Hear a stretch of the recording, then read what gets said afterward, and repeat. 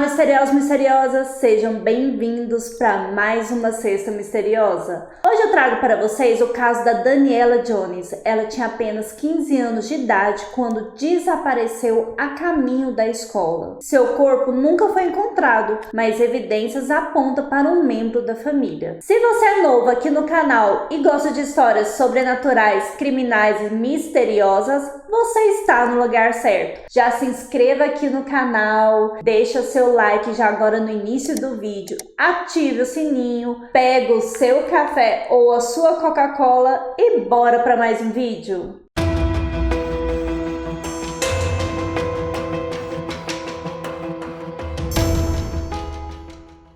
Danielle Sarah Jones nasceu em 16 de outubro de 1985. Ela morava em Tewkesbury, Essex, Inglaterra. Uma jovem tímida que morava com seus pais e seus irmãos, amava seus coelhos de estimação e adorava o cantor Robbie Williams. Então, assim, uma jovem extrovertida, alegre, bonita, sabe? Uma adolescente de 15 anos. E a Daniela era muito próxima do seu tio Stuart. Eles eram muito amigos. O tio dela é o marido da irmã do pai dela. Então, assim, era tio muito próximo da família, né? Então, ela tinha um contato muito grande com o tio dela. Ao ponto que ela foi daminha de honra do casamento da tia com o tio. Então, assim, ela era muito amiga e muito próxima do seu tio. O pai da Daniela, Tony Jones, começou a estranhar o comportamento do Stuart com a filha após o seu crescimento. Enquanto ela era criança, tudo bem, bajulava, tratava ela bem, era muito carinhoso com ela, era algo natural. Mas de acordo com que ela foi se tornando uma adolescente, o pai começou a estranhar essa aproximação muito do seu tio Stuart com a sua filha Danielle. Porque assim, o Stuart começou a frequentar a casa da família várias vezes a semana, ele ia em torno de 3 a 5 vezes a semana lá na casa da família pra conversar com a Danielle, tipo assim, pra ver a família, mas principalmente pra conversar com a Danielle, sabe? E ele também adorava buscar a Danielle na hora de ir embora da escola. Então, quase todas as vezes quando ela estava saindo da escola, o seu tio estava lá para recepcioná-la e levá-la de volta para casa. E é claro que essa atitude do Stuart não agradava a Daniela, né? Porque afinal ela tinha 15 anos de idade. Que adolescente que quer que tio fique buscando ela na escola, tia ou pai, né? Nenhuma. Então ela reclamava um pouco disso com os pais, do tio ficar buscando ela na escola. Então, assim, o pai da Daniela começou a estranhar muito essa aproximação do tio, esse negócio do tio querer ficar sempre em cima, sabe? Ele era mais protetor do que o próprio pai. Então, assim, ele estranhou, mas não via até então nenhuma malícia entre a Danielle e o Stuart. Até que no dia 18 de junho de 2001, algo aconteceu. Daniela, ela ia para a escola todo dia cedo, era uma rotina dela. Todo dia por volta das 8 horas da manhã ela saía de casa e pegava um ônibus que a deixava na escola. E aí, nesse dia específico, ela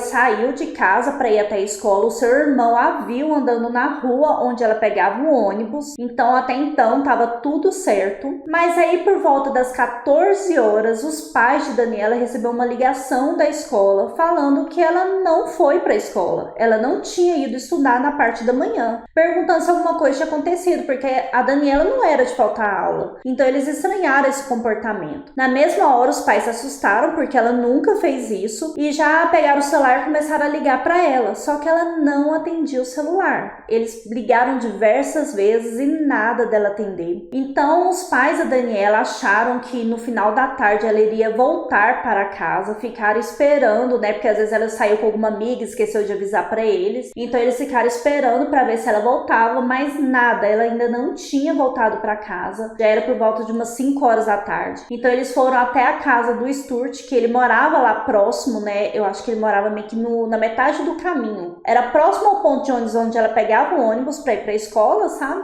E próximo da casa deles. Então eles foram até a casa da irmã do pai dela e conversaram lá com a irmã dele, com o Stuart, falando que a Daniela tinha desaparecido, que eles não estavam conseguindo encontrar ela, pedindo ajuda para procurá-la. E aí o Stuart fez algo muito estranho. Gente, imagina o tio que ama a sobrinha, tá sempre em cima da sobrinha, busca a sobrinha na escola, ficar sabendo que ela estava desaparecida e não ter nenhuma reação. Exatamente. Ele não teve nenhuma reação, disse que devia ser parecia coisa de adolescente, não quis ajudar a procurar a Daniela, preferiu ficar em casa assistindo televisão. Então ele não foi junto com a família procurar a Daniela na rua, no setor, nem nada. Então esse comportamento ligou um certo alerta para os pais da Daniela, mas assim, eles estranharam, mas tentam nada, né? Só acharam estranho esse comportamento do Stuart. E aí eles foram até a delegacia, falaram que ela estava desaparecida, acionaram a polícia, tudo. E aí começou toda aquela investigação para tentar descobrir onde estava a Daniela. Após o envolvimento da polícia, a notícia se espalhou muito rápido na cidade. E aí a mídia já ficou em cima, todo mundo tentando procurar saber onde estava a Daniela. E com isso, por conta da mídia, né, de todo esse auê lá na cidade, a procura da Daniela, 2 testemunhas chegaram até os policiais. A primeira testemunha disse ter visto ela próxima a uma van azul conversando com um homem. A segunda testemunha disse que viu ela dentro da van azul discutindo com um homem. Por volta desse horário das 8 horas, mais ou menos, que foi o horário que ela saiu. Então provavelmente foi o horário que ela desapareceu. Então antes dela chegar até o ônibus ou pegar o ônibus, ela foi barrada por essa van azul e estava conversando com esse homem. E por coincidência, que não é coincidência, adivinha quem tinha uma van azul na época? O tio Stuart, ele tinha uma van azul. Então a polícia já chamou ele até a delegacia e começaram a fazer perguntas para tentar descobrir se ele tinha falado com a Daniela, afinal ele também tinha uma van azul, se era ele que estava conversando com ela, o que aconteceu, para onde que ela foi depois da conversa deles. Só que ele negou tudo. Stuart disse aos policiais que no dia que a Daniela desapareceu, ele não estava na cidade, ele tinha ido numa cidade vizinha, numa loja específica, ele falou o nome da loja que ele tinha ido, que ele estava olhando algumas coisas que precisava comprar, mas que não encontrou o que queria, então ele não comprou nada, então ele não tinha nenhum comprovante da loja para que confirmasse o seu álibi, para realmente confirmar que ele estava naquela loja em tal horário, assim, assado. Então ele acabou que tinha um álibi que não era comprovado. Então a polícia não descartou totalmente a possibilidade dele estar envolvido no desaparecimento da Daniela. Mas ele foi liberado, né? Como mesmo não tinha nenhuma prova concreta, ele foi liberado e a polícia continuou fazendo as investigações. O pai de Daniela, o Tony Jones, ele foi até a casa da sua irmã após o desaparecimento da Daniela, tipo 2 dias depois que ela tinha desaparecido. Ele estava indo lá com frequência para conversar com a irmã, conversar com o Stuart. E uma das coisas chamou a atenção dele. Ele percebeu que na sala tinha um tripé de câmera, que os móveis estavam organizados de uma forma um pouco diferente do costume, do cotidiano da casa, que tudo indicava que tinha sido montado um cenário ali para filmar alguém ou algo. Então ele achou isso um pouco estranho, porque até então ele não tinha visto esse tipo de cenário na casa da irmã dele. E como eles estavam um pouco suspeitando do Stuart, né, por conta da forma que ele tratava a Daniela, por conta de terem visto ela conversando com um homem dentro de uma van azul, então tudo isso chamou a atenção dos pais. Então ele estranhou esse cenário e comentou com a polícia sobre isso. E a polícia também achou estranho e começou a pesquisar sobre o passado do Stuart. E aí descobriu coisas cabulosas sobre o passado desse tio. Em 1989, o Stuart ficou preso durante 12 meses após raptar um adolescente de 14 anos e a obrigar a tirar fotos nuas para ele. Então, assim, já tinha uma ficha criminal. Isso chamou já muita atenção da polícia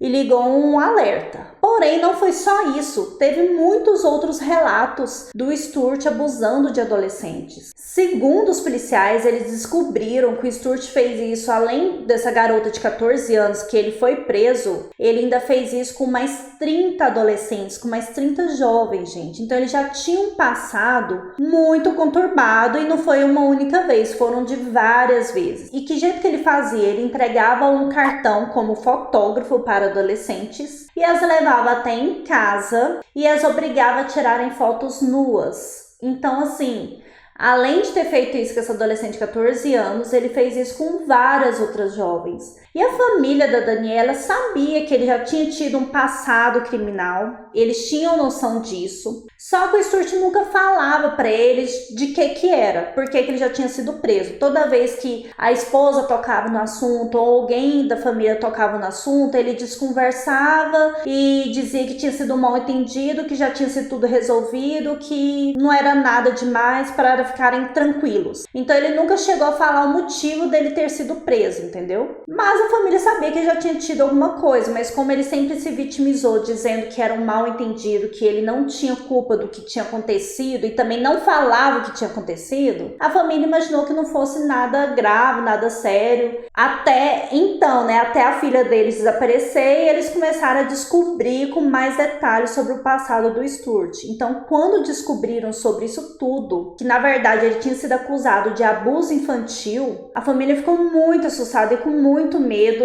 e eu acho que nesse momento eles já tinham certeza que tinha sido o Stuart que tinha sequestrado a filha deles. Além disso tudo, além dessas descobertas que a polícia estava fazendo, a polícia também investigou o quarto de Danielle para tentar descobrir mais alguma coisa que pudesse direcionar eles para onde ela poderia estar, se ela realmente desapareceu, se ela fugiu, o que aconteceu. E quando eles revistaram o quarto de Danielle, eles descobriram 2 bilhetes do Stuart que estava escondido. Um bilhete ele dizia estar com muitas saudades dela.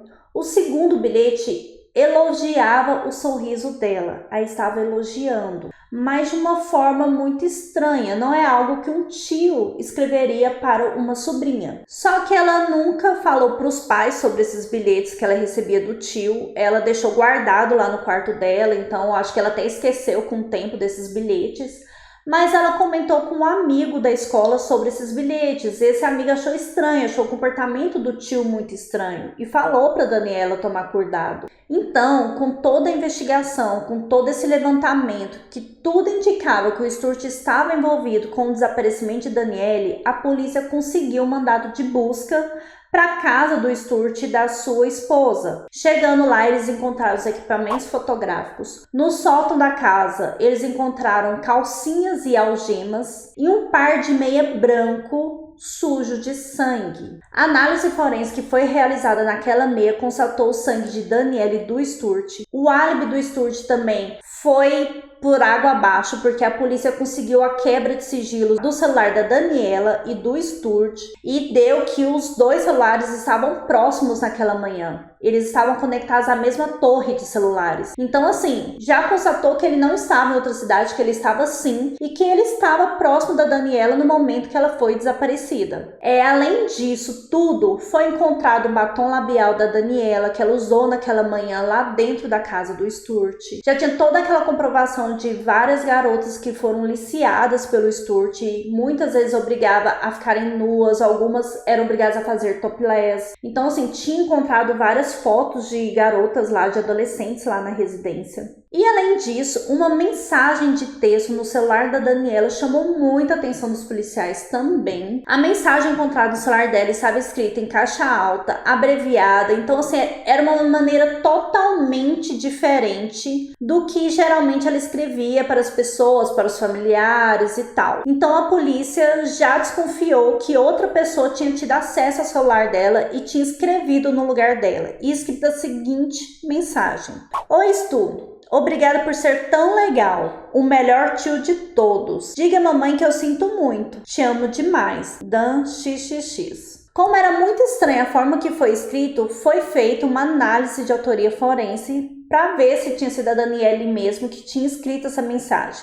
E tudo indica que não foi ela, foi o Stuart que escreveu essa mensagem. E provavelmente ele escreveu com o intuito de dizer para a mãe de Daniela, para os familiares de Daniela, que ela ainda estava viva, que provavelmente ela tinha fugido de casa. Então, no dia 17 de agosto de 2001, o Stuart foi preso porque tinha todas as evidências que o Stuart raptou a Daniela e o superintendente da polícia na época disse que o Stuart certamente criou um relacionamento inapropriado e ilegal com Daniele e que ela tentou sair desse relacionamento, tentou fugir, né, do tio, só que ele não permitiu e provavelmente fez tudo isso para que ninguém descobrisse o tipo de relacionamento que ele estava tendo com ela. Então, no dia 14 de novembro de 2001, a polícia tinha todas as evidências, provas para acusar o Stuart de assassinato, mesmo que o corpo de Daniele ainda não tinha sido encontrado. No dia 19 de dezembro de 2002, Stuart foi condenado à prisão perpétua e pegou mais 10 anos também por sequestro. Mais tarde, o Supremo Tribunal decidiu que o Stuart deveria cumprir no mínimo 20 anos para depois ele solicitar liberdade condicional. O Stuart até hoje nunca disse onde está o corpo de Daniele, então a família nunca pôde velar o corpo dela ou enterrá-la da maneira correta, apropriada, infelizmente. Em 2017, receberam umas ligações de algumas testemunhas que viu o Stuart na época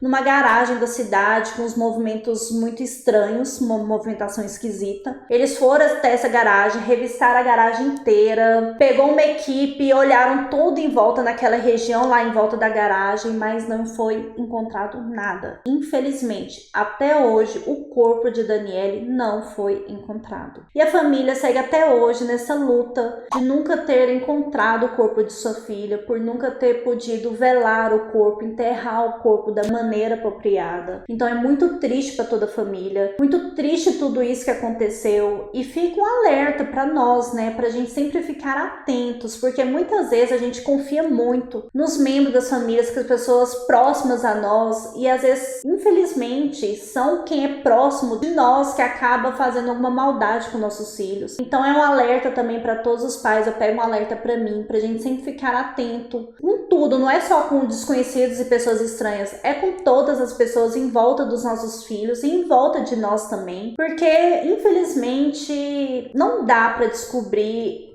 o que se passa realmente na cabeça das pessoas ou no coração das pessoas. Então é muito triste casos assim, sabe? Eu fico muito triste de ver situações assim de crianças que são raptadas por familiares próximos ou que são assassinadas, abusadas. Então assim, é tudo muito triste, tudo isso eu pego como um alerta para mim. Então eu sou muito atenta com os meus filhos e fico alerta para vocês pais também, sejam muito atentos com seus filhos e com todas as pessoas que estão à sua volta, ao redor deles, tá bom? E é isso, pessoal, espero que vocês tenham gostado da história de hoje. Diz aqui no comentário o que você acha sobre este caso. Caso você tenha uma informação nova em relação a este caso, deixa aqui também para mim descobrir, porque eu quero muito saber. Eu ainda não consegui informações para ver se o Stuart já foi liberado ou não, porque eu acredito que foi em 2019 ou 2020 que ele poderia pegar a liberdade condicional. Então, assim, eu não sei, eu não consegui descobrir essa informação se ele realmente conseguiu essa liberdade condicional. Então, se você tiver notícia, você deixa aqui nos comentários. Eu vou gostar muito de estar lendo.